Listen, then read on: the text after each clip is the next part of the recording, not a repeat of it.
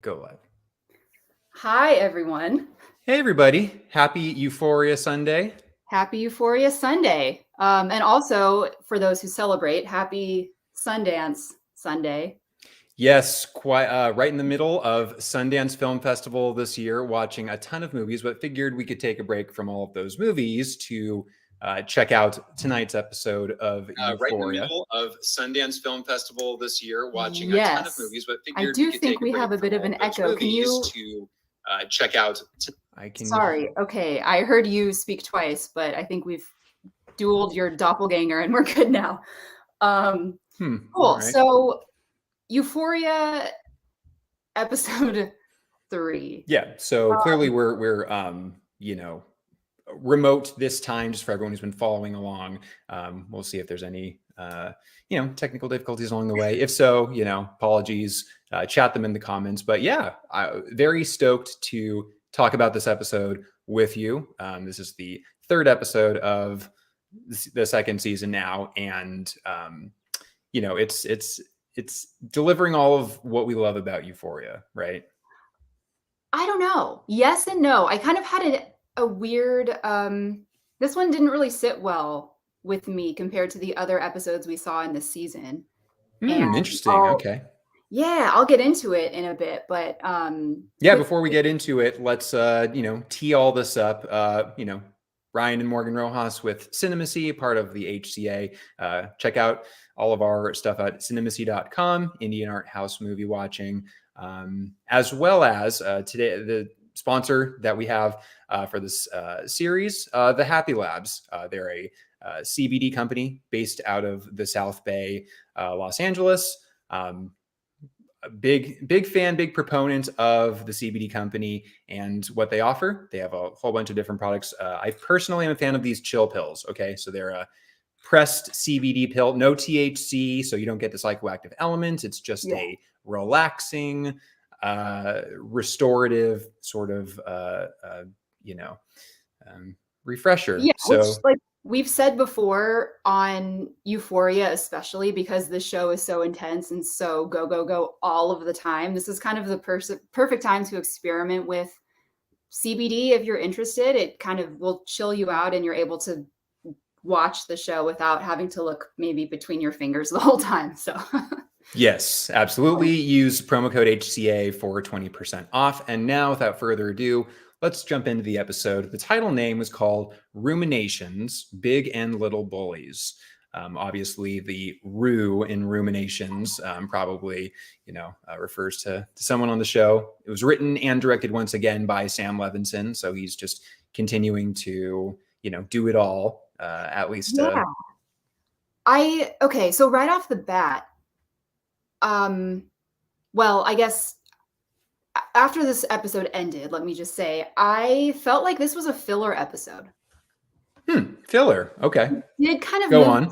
Yeah, it did move the story along, and I know when I say that, that's kind of a blanket statement, but it felt a bit unnecessary, and it was just there to kind of meet the quota, maybe of how many episodes had to be in this season. I liked it. Okay. Do you think though, didn't it so maybe a lot of the Cal stuff, was a lot more backstory, but I felt like this episode really advanced the plot forward. I feel like if it was inconsequential to the plot, then we wouldn't have had as much happen. But I feel like there were so many things that just continued to further everyone's storylines. I mean, everything with, all the characters, in my opinion, it was at least moved forward. We didn't have all of that tension and sort of gripping suspense and tension that we are used to having, but it was what I felt this episode was on the whole was we really see what all of the secrets are that all of the characters are hiding. So Rue is hiding her drug secret, Cal is hiding his entire whole life story secret with that incredible montage sequence. Cassie obviously is continuing to hide her feelings for Nate. Kat's hiding her. It was, this episode to me was defined by secrets and that, unlike what you want to to explore, or what you want to like reveal. So it, that's just my opinion. I didn't feel super filler to me. I feel like it was moving it forward, but I feel like as we get into the episode, we can probably, unpack it, and we can see a little bit more. Well, so starting with Cal's whole backstory, it obviously echoes the backstory of Fez from the very first episode, and we are led to sympathize in a way with Cal. And it felt kind of uncomfortable watching it, because just knowing that he's in the situation now as a grown adult with a family who's made really terrible life choices. We all know the saying that like hurt people, and clearly Cal is a really hurt person. I just don't know if that whole background story was in this episode, so then we do sympathize, and if we are supposed to feel bad for him, which I still don't feel bad for him. Yeah, I mean, I think I see what you're saying for sure. I didn't take it as we need to see his whole backstory so that we have to sympathize with him. I think it was just an interesting origin story, if you will. Like everyone starts, all people who make bad decisions, might start off from a just like a very human place. And in his case, he was wrestling with his sexuality. He was in the same exact boat as. No pun intended. Yeah, right, exactly. Like quite physically and emotionally. Yeah, I could catch but he is.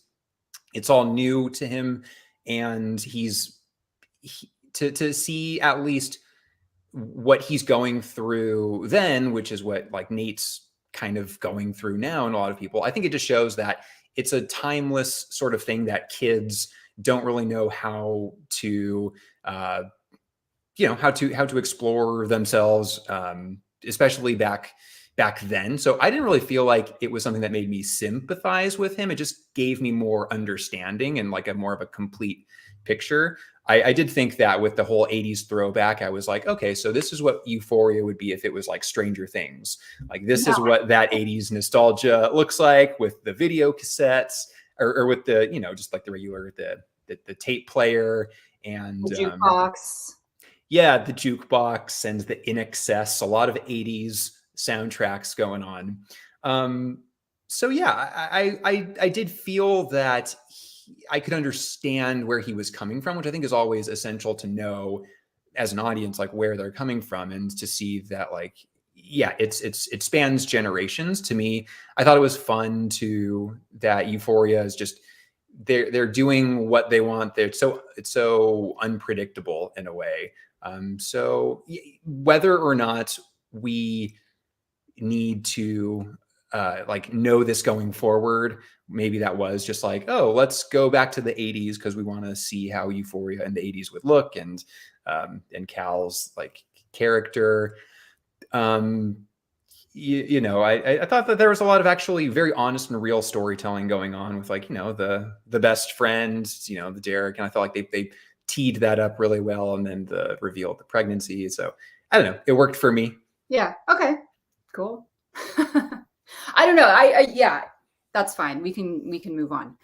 Yeah, let us know what you thought about the opening. Did it work for you? Would you rather just stay in, present day Euphoria? We want to know. So that at least is how it started the episode. And then of course we get into such an amazing celebratory, like Broadway show-stopping number with Zendaya as Rue.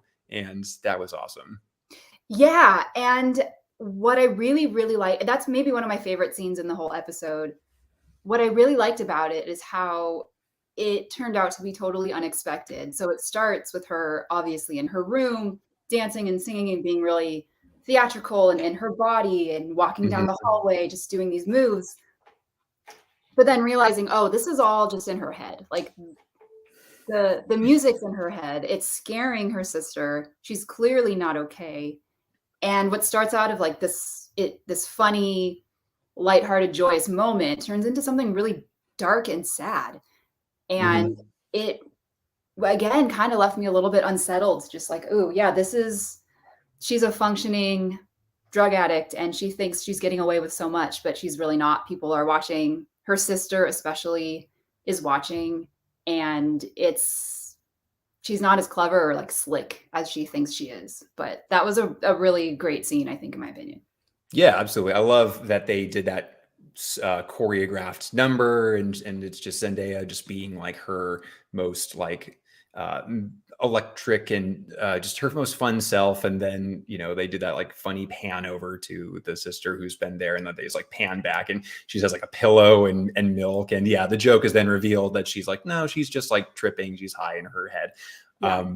But yeah, Euphoria, they take really dark subject matter, but I feel like they're always trying to not make light of it, but how they're portraying these. They'll choose to take these very like theatrical and larger than life ways of kind of showing the inner character's monologue, which then I think transitions really interestingly to that breaking of the third wall where Rue is in the classroom and the fourth wall. What did I say? The third? It's fine. We're like on a Sundance kick right now, so I think our brains are breaking the fourth wall. Yeah, it's breaking all the walls. In my opinion, she can knock them all down. So she breaks the fourth wall, and it becomes a very meta. It was disarming when she says, "What did she say? Like, as a character that people are rooting for, I feel like I need to be honest with you and tell her that she relapsed." So that is like a very knowing, like she knows who's watching and what is happening. Right. But do you think that kind of changes Euphoria as a show, or like changes the integrity of it at all? Or do you think that Maybe. kind of changed gears? Because that was something that I noticed when I was watching, and it broke the fourth wall. She addresses the audience. I know there's narration, so clearly it's like we are from the perspective of Rue. We're watching this entire series, first season 2, from her perspective. She is our narrator. As unreliable as she is, that's who we have to trust. Right. But breaking the show altogether was like, okay, well, now you can get away with kind of anything. And it kind of took it out of this fake reality that we all kind of blissfully, ignorantly fell into. And now it feels more like a made up story. And that was something that kind of was a bummer for me. Didn't work for you. No. I hear what you're saying, and I think I would agree that the show is it's realizing its place in pop culture outside of the show. I think that and how we'll get into this, but yeah, the show is making all of these choices that felt very self-aware, that felt very unexpected. But as I was watching it, I highlighted it in my notes, just that I liked that the show was becoming unpredictable. I liked that it was becoming something that I was like, oh, I like that it's making these choices that I never would have expected. I never would have expected Rue to walk us through like a 5-point report as to like how to hide when you're stoned, and to make it so humorous, but also hide this very dark reality. And then I think, just looking ahead at Lexi's character and her putting on this like school play, and there was that montage of her as like the Hollywood director, and Right. the series is taking all of these like zags, and I like that it's just having fun. So I'm watching it for a lot of just the fun and like the what's going to happen next factor. So I think personally I wouldn't really like it if it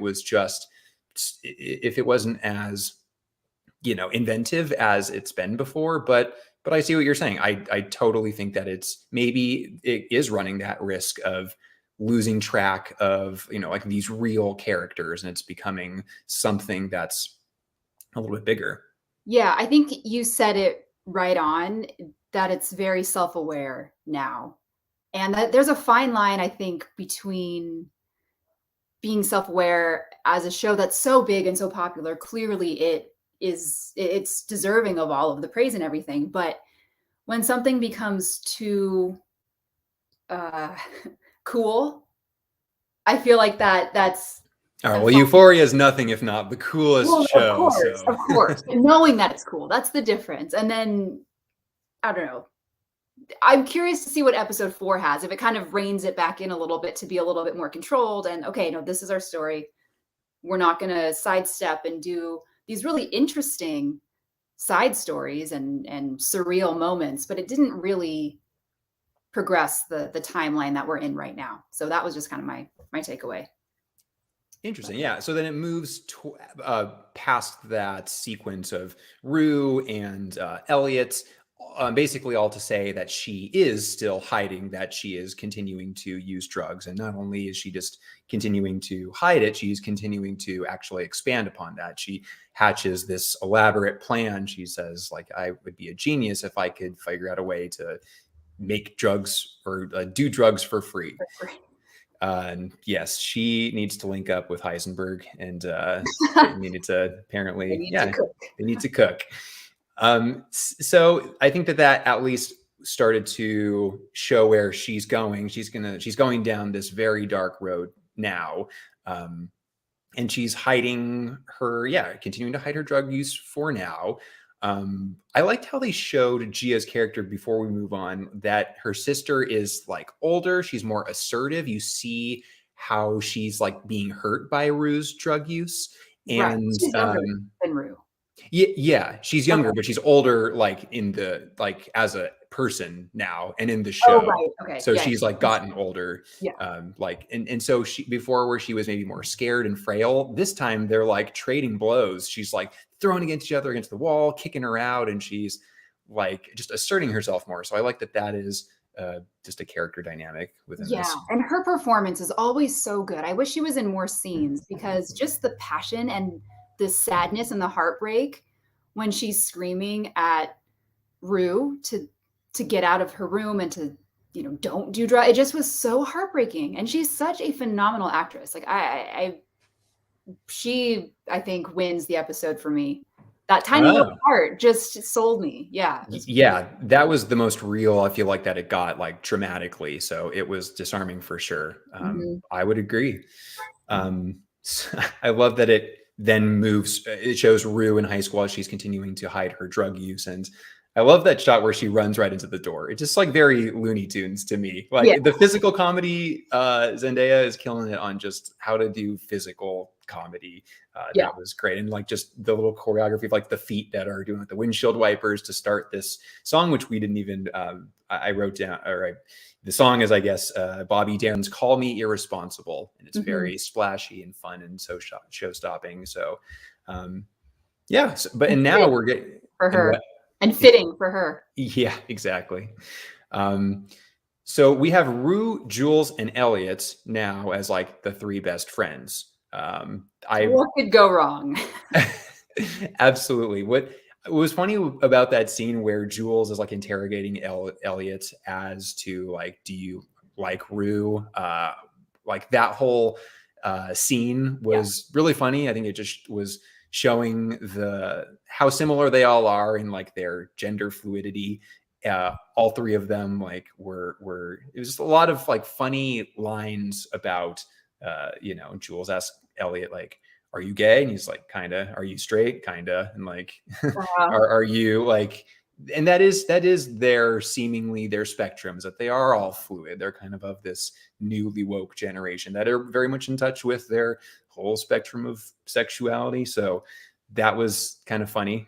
Yeah. Well, what also was funny about that is Jules was so hung up on the fact that Elliot might have a crush on Rue, which is so sweet and kind of elementary for all of the other problems that they have in their lives going on at this moment. The one thing that Jules can't shake is the fact that he might like her.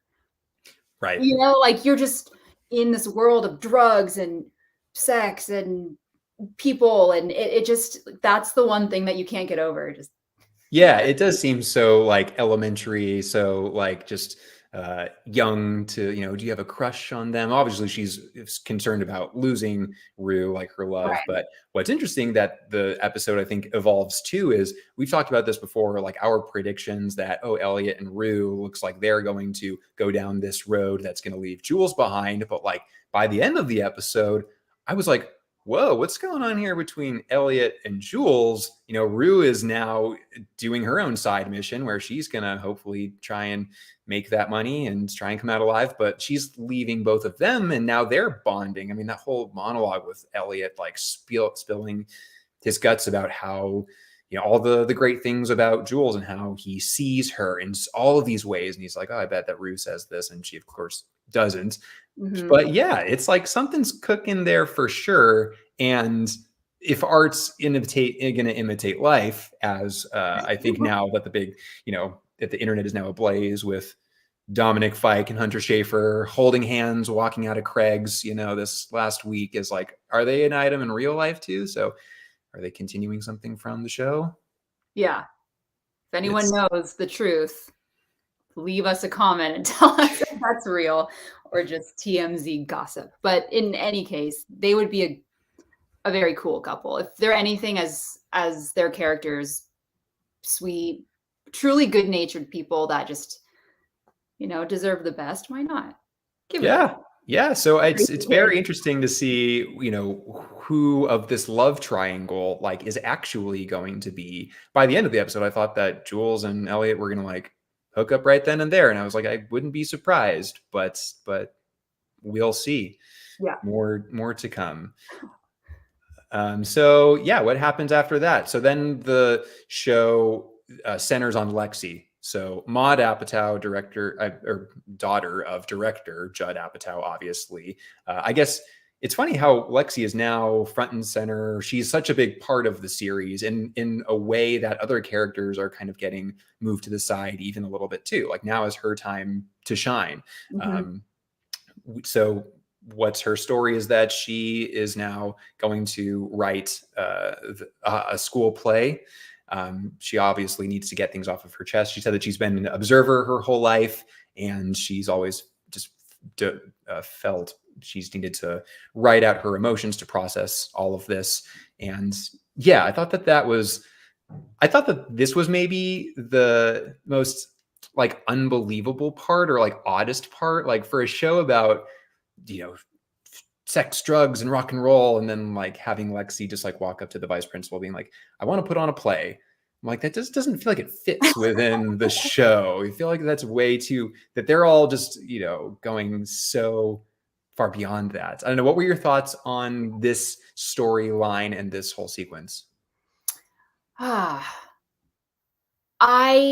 agree with you in the sense that it felt far-fetched. And it is something I can see Lexi doing. So that action of writing a play to get out her emotions, because she's a sensitive person who needs to, get it out on her own time. That's believable. But the fact that she would go to her high school, put on a play to address family issues felt a bit weird. But I mean, I'm a theater kid, so I guess I could see that if that was me. Absolutely. And we're seeing the comments light up now too, actually. We're hearing that Lexi is also, you know, the only character that some people can relate to, which, you know, you're saying too. And that makes sense. I think it was disarming to see within the whole, you know, forgetting that there can be people like, you know, Lexi within all of these other characters too. I did think that whole montage of her as the Hollywood director walking around, like I can only imagine she sees her dad do that, like in her, as her, like her whole life, she just sees Judd just, you know, being that producer director guy.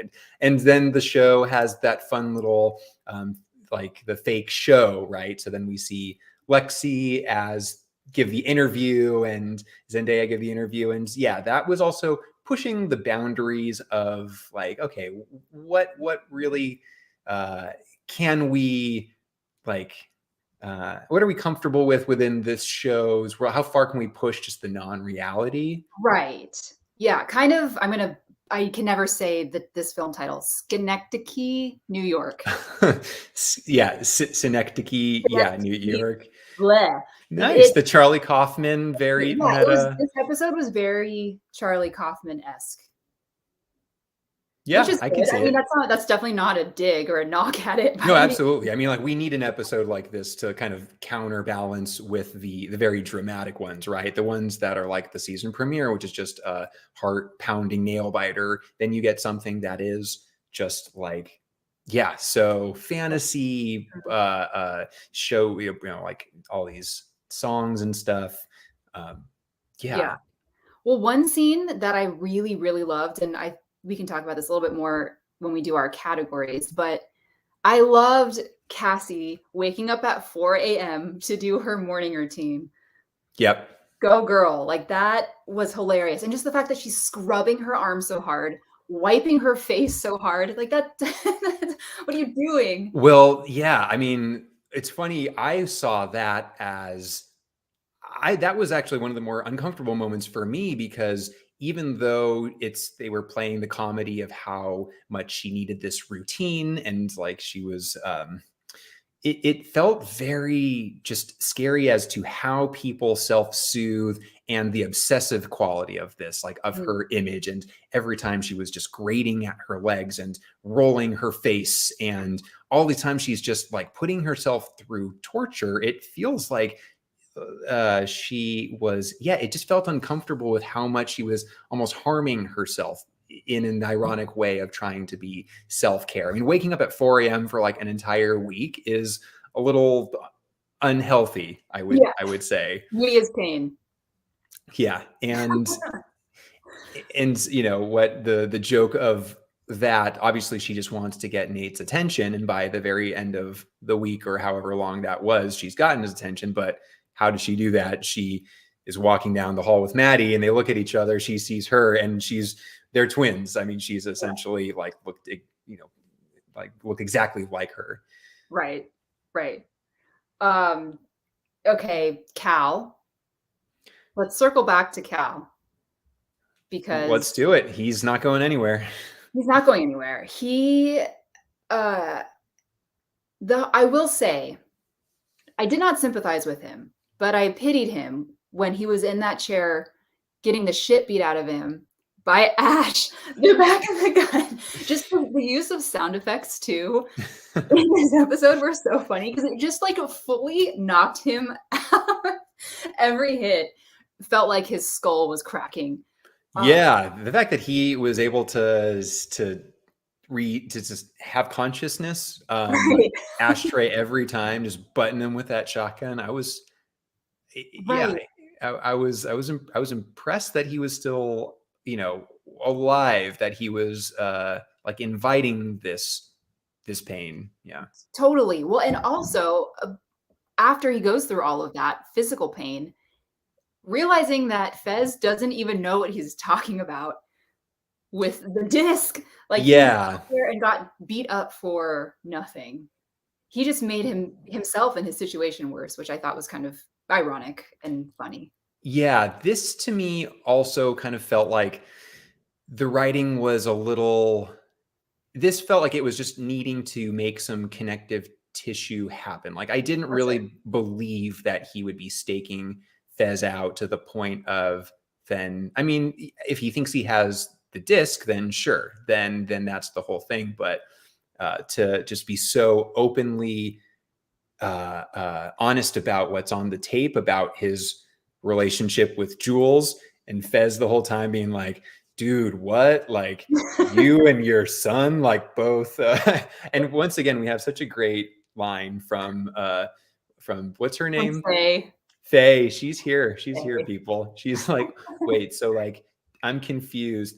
Do like both of you guys like, are you romantic with the same person or Faye, something? do you fuck the same girl? That Yeah, was a that's bit yes. But it yikes. was weird when Fez was like, "I'm confused." Like he literally says, "I'm confused." What kind of weird ass father and son shit is going on around here? And then someone else is like, "I'm confused too." And then that was as me as an audience member, I'm like, "Yeah, that's kind of confusing actually." It's not confusing what happened, but it felt very awkward. Totally. Totally. I agree.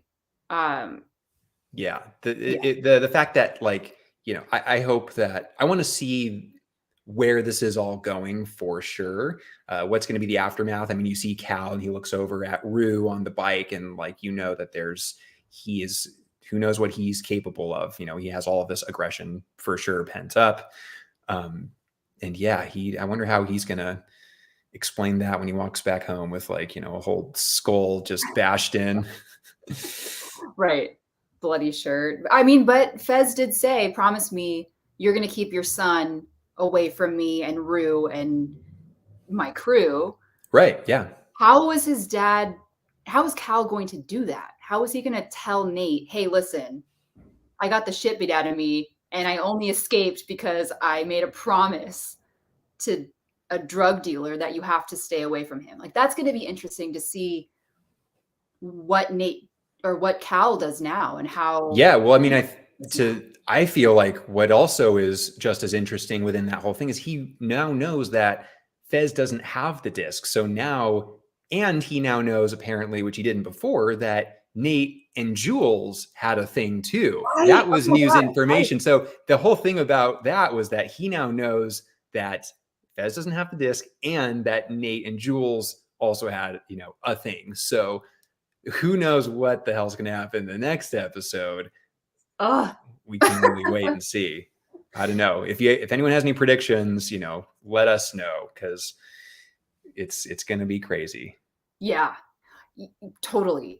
I mean, the rest of the episode with other characters, let's see, Maddie, Kat, they were there. They had some nice scenes and some funny one-liners and things, but it was kind of more of the same, in my opinion. It didn't really, well, I guess Nate and Maddie are going to give things a go one more time. Yeah, well, and flowers. Yeah, that's true. I mean, to end the episode on that is a pretty definitive statement. I mean, I think we need to talk about Rue's plan to, I mean, she goes to visit that drug dealer from the first episode from New Year's. She has this plan where she's going to take, you know, a ton of money. She gets $10,000 from this woman who, I'm trying to remember this. Well, sorry? 5. I think she cut it down. It was 50,000 initially, and then she got the 10,000. $10,000 worth of drugs. Worth of drugs, yeah. So the fact that she is embarking on this road is like, it's huge. Now she's not just, you know, doing drugs secretly in her bathroom. Now she's going down a road of, I need to sell $10,000 worth of drugs, and she has this plan to, what's her plan? To make underage kids be the dealers, so that if they get caught, that they'll have like a lesser sentence. Yeah. So basically distribute the drugs. And it's hilarious to me that after she makes this deal, she's riding her bike in broad daylight, pulling this suitcase of drugs. Yeah, this rolling suitcase. Who isn't high would think that was a stupid idea and like would definitely not be just waving around essentially a suitcase full of drugs.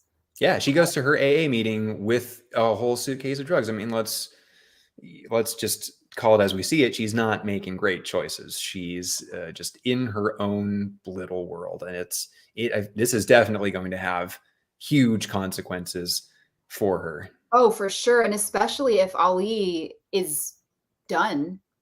I mean, I don't blame him for wanting to be done, because she isn't respecting him, and of course, when you're high, you aren't thinking clearly and you're very self-obsessed and absorbed because that's just all you can think about. And I know Ali knows that, and he knows Rue in this state is not truly Rue as a person, like who she really is, but he was hurt when she offended him, and who knows if he's going to keep his word and say, you know, we're done. I don't want to have to deal with you anymore. It's tough because he's such a good guy. He means so well. And to see Rue struggling must be so hard for him to just watch. If she doesn't want help, he can't force it. So that's really tough. Yeah, absolutely. Coleman Domingo, he can do so much with so little. And I feel like Euphoria has at least with these couple episodes, we've had so much go on, and then the episode kind of ends. It ties up with either Ruth being in her support group and him having like maybe 1 or 2 scenes to make an impact. And once again, he's in the episode for just such a short amount of time, but it's so effective. I mean, we talked about like how Gia, was also so impactful earlier on in the episode of how she was so hurt, but to see Ali's heart just get broken by Rue, that was devastating on the stairs. I mean, it was so sad to see how much, because what you were saying was exactly right, that he knows what she's going through. He sympathizes with her. He knows that the battle, the addiction that she has, but she crossed the line on this episode when she used his vulnerability, his checkered past, to use it against him. And that's unforgivable. I mean, it's, whether it's entirely the drugs or whether it's her, some sort of combination, she just doesn't want to be bothered. That was just like, I felt that one. And just to see him kind of recoil and like just be so disarmingly hurt. Yeah. That was tough. Yeah. Well, and it's immediately you think of the diner in the pandemic episode of him just being so honest, and the phone call that he makes to his daughter on Christmas Eve or Christmas Day. I forget which one it was. And, he wants to be with his family. He wants to make amends, and he's trying to right his wrongs. And the fact that Rue in this moment still holds that over his head and won't let him move forward and change and be a better person is really unfair. And I definitely felt really disappointed in Rue for that. Yeah. It made me really upset, and I wasn't mad. I was just disappointed, and that hurt the most. Yep. Truer words. Yeah. Never more been spoken. It's true. That was a tough way to end it. And hopefully, I mean, I'm reading in the comments now that it's people are thinking that, Rue's likely going to get into some serious danger. And who knows if Ali is going to be around to help her out. Maybe there's going to be a tough love component where if she's in over her head. I mean, what did that woman say? Like, I forget who that actress was, and I'm going to find her name because she's so good at just delivering that deadpan comedy. She's like, just to let you know, if you can't pay back my money, I'm gonna like sell you to people or something. I will kidnap you I'll kidnap you and tell you people. I'll find a way of making back my money. All that to say that, he hopefully is going to be there for her, but maybe he's going to be tough love and just totally check out. Yeah. We'll have Stay to wait. tuned. We'll have to wait and see. Yeah. Well, as kind of we were saying, this episode did move the story as a whole forward. Not as much as I would have liked personally, but it did. It wasn't for nothing. So at least there's that. But let's jump into our Cinemacy categories, because I think this is kind of a fun part of the episode. I want to hear your unique takes and favorite parts. So how about you? Do you have a favorite part? Yeah, I mean, favorite moments on the whole, I was very I enjoyed the Rue's show-stopping number, the Bobby Darin use of "Call Me Irresponsible." I feel like that energy and that them having that much fun with the character and the show is what I like about Euphoria. They make the world just so like grandiose and theatrical and so big, even though it's just really about like high schoolers. Like they have a making, I keep saying they, and it's, the Sam Levinson and the whole creative team make this show about high schoolers feel just so big and larger than life. So I liked that element. I also liked just the fun it was having with when Rue was saying how to hide being a drug addict and doing that whole report. I think that was fun. It worked for me. The breaking of the fourth wall. It was like it was fun and unpredictable. And I keep going back to that word because that just for me, I don't know what to expect, whether it's like a scary unpredictable or a funny unpredictable. I'm like, I don't know what this show is going to offer. It's like a roulette wheel at times. Yeah, So yeah, that's so I liked that. Oh, and my favorite line, I just have to say, I actually cracked up. So Oklahoma was like a very big running joke throughout this whole right. That was my favorite part of the episode, was the whole bathroom Oklahoma scene. I thought the was bathroom Oklahoma scene. Yeah. What was that line that they say? Rue says, "Has everyone like here read Oklahoma except for me?" And what does Kat say? Oklahoma is not really a book you read. It's like, that both of their characters were so good in that moment. I just love this. Everyone read Oklahoma. Like, yeah, no one, it's not a book. right. But the way Rue interpreted that. So anyways, I feel like I stepped on your toes, but that was your favorite moment? That for sure. It felt the lightest. It felt like everyone was kind of together again. Like so many scenes this episode had people fragmented in different areas, and this was most of the cast together in one room bantering with each other, and it was really funny. And Cassie, just that monologue that she should have said but didn't, when she tears up and it's just lets it all out.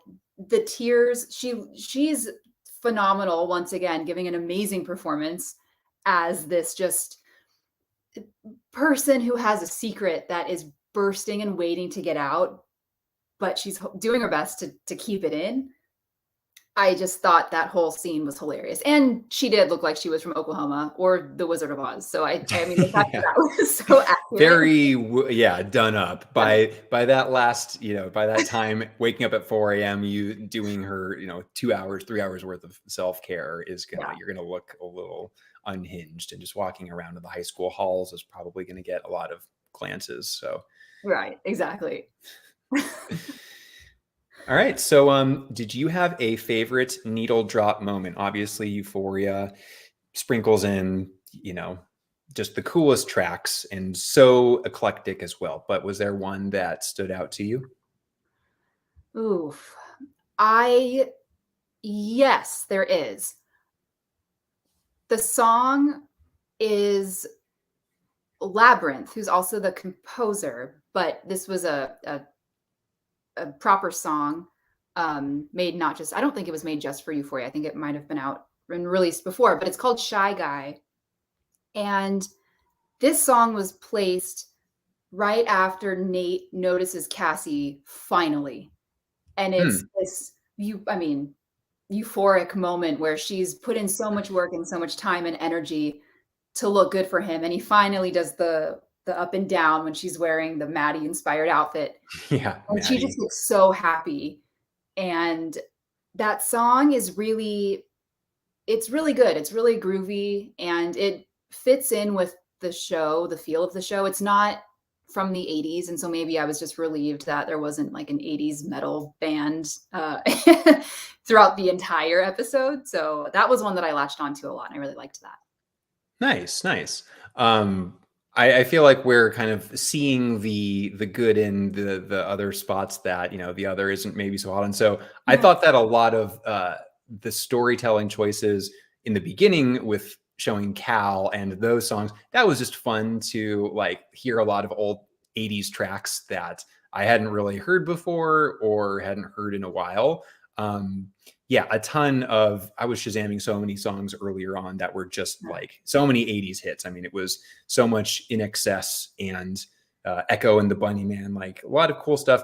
But the entire introduction of the show basically culminates to the moment where Cal and is it Derek, his best friend, they drive to the bar in the rain, and then they're taking shots, and what happens, but they end up like embracing, dancing, and the song that's playing is Never Tear Us Apart by In Excess.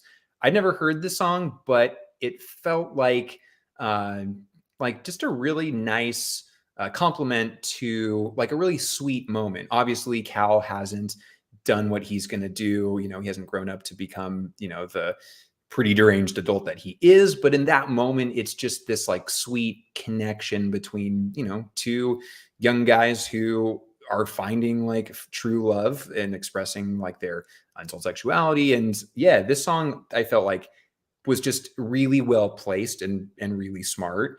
Yeah, So one that thing worked. with that song too that I noticed when they were on the dance floor, it was a really tiny moment, but in one of the breaks, like an instrumental break from the song, there's a guitar and drums, and Mhm. instinctually one person pretended to play the guitar while the other did the drums, like kind of at the Oh, same yeah, I time. remember him when doing the guitar, but Yeah, yeah. and I just thought like, "Oh, wow, that says a lot." That without what that meant to me, how I interpreted that was that they are so compatible and so in sync, and one person does this, one person does this. We don't have to discuss it. We're just going to be a team, and this fits. Like this makes sense. You were the guitarist, I'm the drummer. This is our band, Yeah, and we're not exactly. competing. It's just this is natural, and that it was 5 seconds long, but it really stood out to me. Yeah, that's a great observation. Actually, I was just thinking about another observation within that Cal flashback is the part where the friend is bringing over his new girlfriend to the house, and where they're both at. He brings that case of Rolling Rock beer into the house for like the house party or whatever with just the four of them. And later in the episode, Cal is drinking a Rolling Rock beer, like grown up, I sitting at didn't catch the that. like the dinner table or like with his wife, or I think it's like when he's hearing Nate and Cassie like totally bang upstairs, Right. which is also funny. The mom's just like, what I wouldn't give to be back in high school or something. Right. Which it's like, that's strange. But That's a good yeah, observation. it's yeah, they were both drinking like it was the through line, the Rolling Rock beer. So Yeah. yeah, that was a great. And then just it wasn't my favorite track, but the last song to end the episode, I guess, is a track by Lana Del Rey called "Watercolor Eyes." Hmm. First time I'd heard of it, and was dreamy, poppy, cool. Yeah, that was about the highlights for me. Nice. Cool. What about any memeable moments? You know, Because there if was you, a I have one if you want to start thinking of one. Actually, I yeah, if you have one off the top of your head, I mean, I'm circling through a few okay. You go standout. first. I think that well, I think that just a lot of the Lexi stuff could be, or maybe it's the shot of Rue like within the fantasy of Lexi's TV show. She has like the sunglasses on in the chair. That sort of energy. I feel like I kind of keep going back to a shot of Rue that is like just very cool or funny, just like as always my most memeable Yeah. moment. But that was for me. I don't know. I'm gonna try thinking about it. Have you, what's popping into your head? Okay. So there's a couple, and they're lines of dialogue that I think would be really funny, just overlaid on a still from any part of this episode. The first one is Rue when she is breaking the fourth wall and telling people how to get away with doing drugs. And she says that her excuse is just smoke a little bit of weed. Like that's your excuse. Is that like you were high? So I think that could be funny. It's like, sorry, I smoked a little bit of weed. Sorry, I forgot to call you back. Sorry, my Oh, ears. right. I smoked a little bit of weed. Right. That That does seem to be just like the pretty PC nowadays, like sort of thing that you can say and it's pretty harmless. Yeah, it's more Just just like, oh, sorry, I missed your call. I smoked a little bit of weed. You know, yeah, because she does keep saying that over and over, like to right? everyone who seems to believe her. Yeah. So that I thought was really funny. And Yeah. then the other one was when Rue and Jules and Elliot are in the room, and Rue calls Jules a whore, and she's like, "You whore? I mean, slut. Sorry."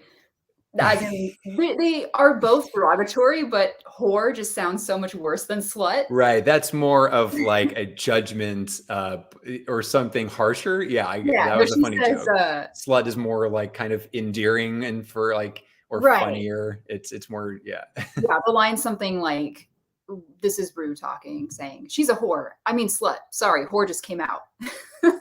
Right. But I can see that being on a bumper sticker somewhere. I don't know. Yeah, driving and who knows where. It's Yeah. look out for that one. Yeah. Oh, and how good was that when she like threw the Pop-Tarts into the toaster and it just like landed?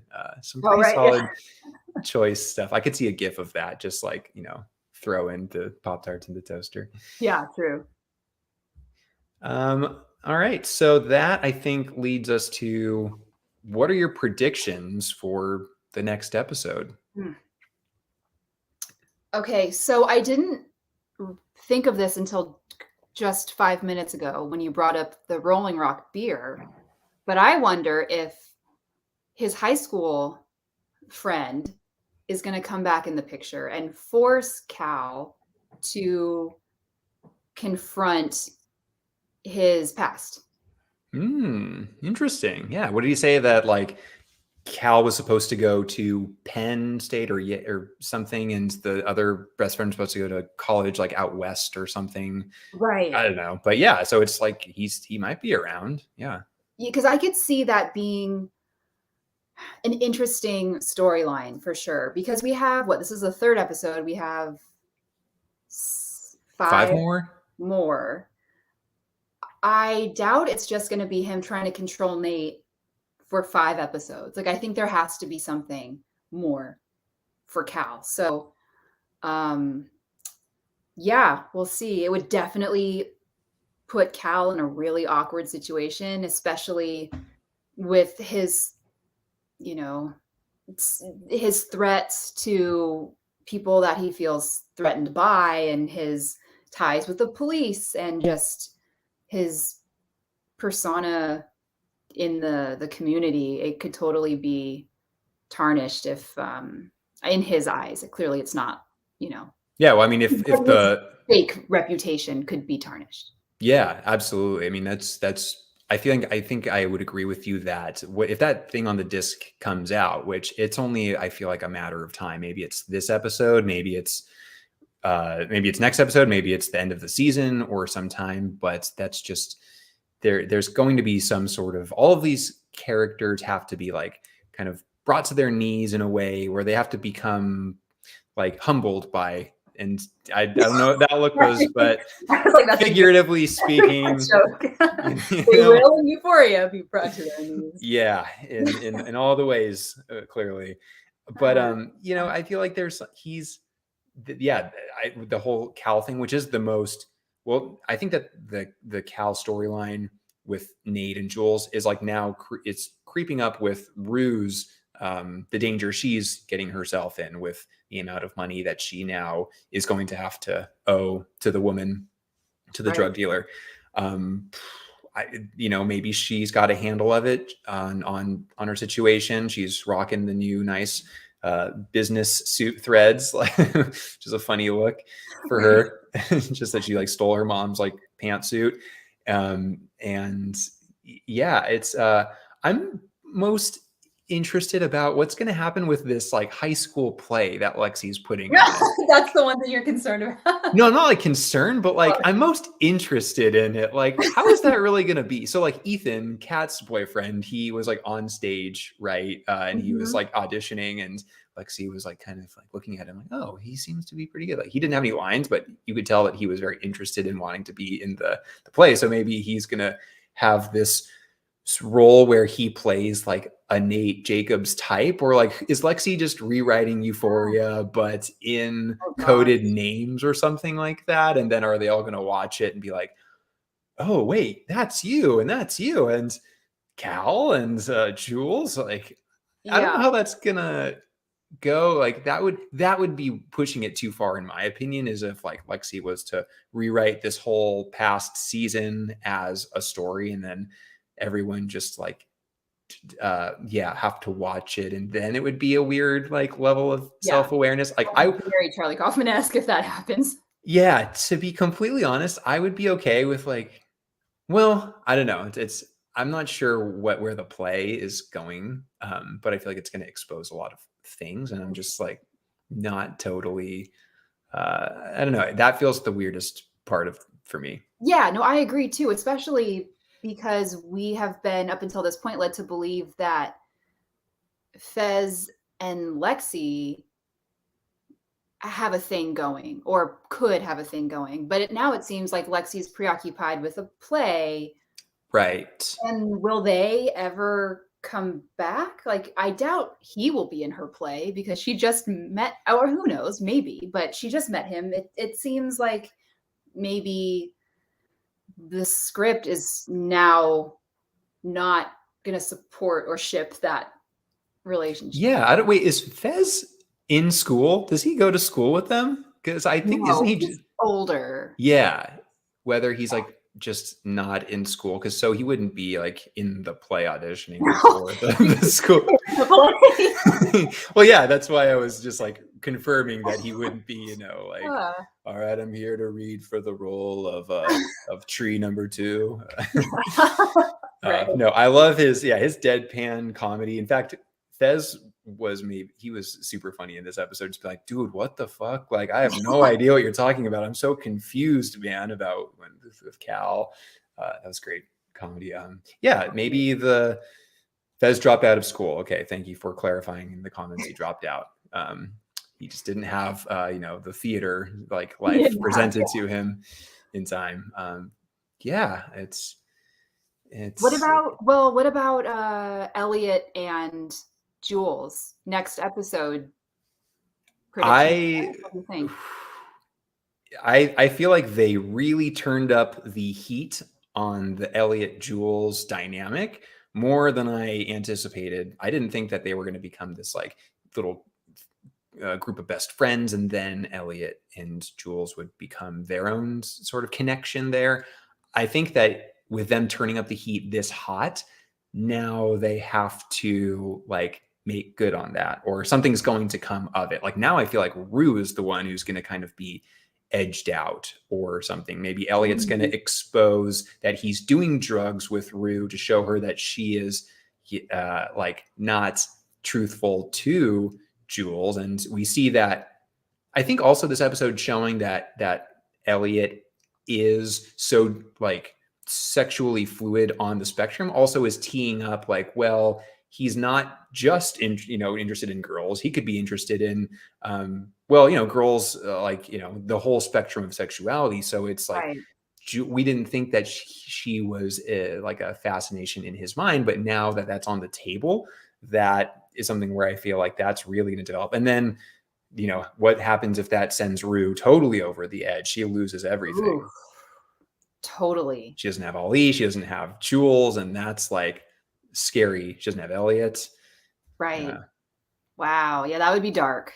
For her sake, I hope that doesn't happen. But maybe that's what she needs. Like you said, maybe she has to hit rock bottom before she realizes that this isn't a joke and she can't get out of jail free every single time. But yeah, we'll see. Lexi and Nathan, that's actually a good prediction because I said Ethan before, but Nathan is because when Kat at the very end, when she had the little chip on her lip and she was texting him and he's like, I got the part to play. Right. So now there is a dynamic where maybe Nathan and Lexi are closer now, and yeah, Kat's kind of pulling away, or she isn't able to be her true self around him. There was that scene with him and his parents at dinner, and she had to like, that was funny. What did the mom say? Like, oh, that's illuminating. Like, I'm just trying to find myself. And that was so awkward. So yeah, we're seeing that it's like, it's not really going well in their world. And yeah. Poor Kat. I know. I mean, the few scenes that she has this season so far, which I loved Kat. She was my favorite character in the first season. I am a bit sad that I haven't seen more of her in this season.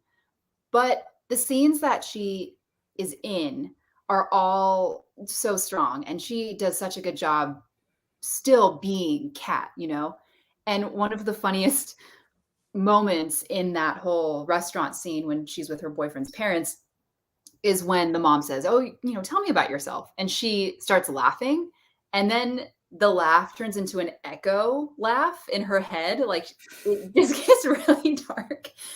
And she's just struggling so much with that basic question. Like, oh, who are you? You can't even you know, you can't even come up with a couple words to say. You literally, to someone you're trying to impress, just be like, I don't know. That's a good question. And how sad for her to have to deal with that. Yeah, absolutely. I mean, I agree. She has these smaller moments earlier in this season, and she's making the most of it. And we should see more of her because she is her story is really deep too. Yeah. And her story is one that I feel like is the most relatable to Relatable with developing a webcam, secret presence online, and you need to tell me. The crux of why she's doing all of that is because she doesn't feel she doesn't know who she is. She's trying to figure herself out. She feels lost and alone and depressed and so many and just the pressure of her friend group and social media and high school and everything. She's dealing with it on her own all at once. And that's something that I know so many people deal with. And, you know, drugs aside and crushes, relationships aside, this is a personal problem that she's struggling with. And I wish the show kind of focused more on that reality-based problem a little bit more. Like I get that this is a show that is provocative and there is, you know, the shock and awe of the drug use and beating people up and having sex in swimming pools and that's all crazy and cool, whatever. But these really mundane moments of being like, oh my gosh, I feel so lost and what do I do? Having Kat as a consistent character that people can look at and say, oh no, she is struggling with this too, but she's working through it. She's going to get through it. So I can too, essentially. Yeah, totally agree. Bring back Kat. Bring back Kat. Well, we hope they do in this season and hopefully next episode too. But yeah, I think that is pretty good retelling of this third episode of Euphoria. And thank you everyone for commenting and helping us and giving us our facts, making sure they're right. That's really helpful. Yeah, absolutely. You know, we want to continue the conversation. We want to chat with you for sure. This was great. Hopefully, you know, we'll keep chatting on socials. You can find my sister Morgan and myself on Twitter and Instagram. Ryan J. Rojas, Morgan Rojas. You can find us on our movie review website, Cinemacy. Then, of course, you can follow the Hollywood Critics Association, the page you're on now, for recaps on this shows, even more shows, just so you can, you know, keep staying up to date on everything. But until then, thank you so much for joining. We loved having you, and I loved chatting with you about this fun episode. Now I'm gonna go dance across the hall like Rue with my pillow and Pop-Tart. So so that's my cue. Good. All right, sweet. Back to Sundance movies now. It never ends. We love movies. Yep. Sundance coverage. Follow us again on Cinemacy for more movie coverage there too. And then we'll see you next week for more Euphoria. So until then, talk to you later. And see you later. See ya. Bye. Bye.